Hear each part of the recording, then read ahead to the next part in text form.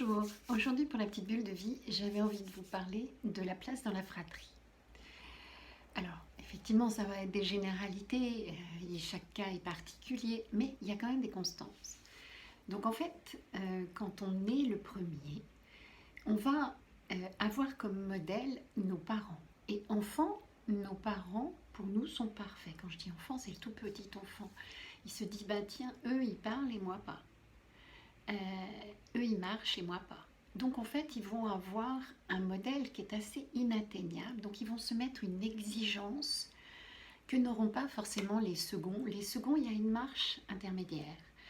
Les seconds se disent, oh, bah, lui, il arrive moyen, donc il y a une marche où ils se mettent beaucoup moins la pression. Donc c'est beaucoup plus cool. Les aînés vont, eux, se mettre un peu plus de pression que les seconds. Euh, et le troisième, c'est un petit peu différent.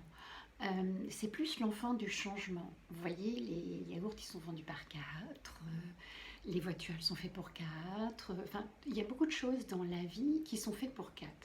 Et quand en fait une famille est à 4, c'est-à-dire 2 enfants, 2 parents, eh bien ça va former des couples. Soit 2 couples parents-enfants, soit en fait un couple de parents, enfin un couple, pardon,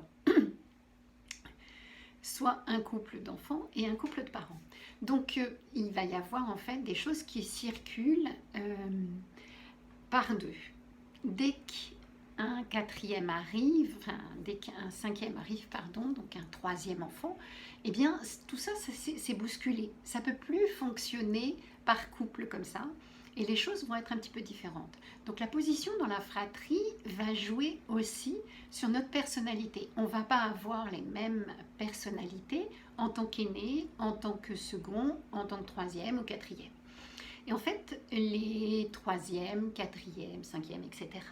n'ont pas que 2 parents, mais ils ont leurs 2 parents, plus en fait les grands frères ou grandes sœurs qui vont jouer un petit peu le rôle de parents, de petite maman, de petit papa, etc. Donc ils vont avoir une tendance un petit peu à suivre, à se laisser porter parce qu'il y a toujours quelqu'un pour eux, il y a toujours quelqu'un pour s'occuper d'eux, il y a toujours quelqu'un qui fait à la place de papa ou à la place de maman. Donc ils se prennent moins facilement en main.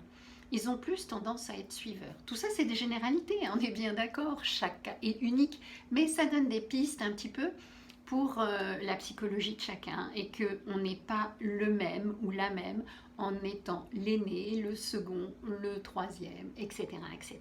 Donc je vous invite un petit peu à regarder parce que c'est rigolo, on n'a pas du tout les mêmes choses. Puis on peut voir des schémas qui se répètent de famille en famille. Les aînés sont comme ceci plutôt, les seconds comme cela, etc., etc. Voilà, ben c'était la petite bulle d'aujourd'hui. Vous pouvez toujours me retrouver sur YouTube, Instagram et Facebook. Bye bye!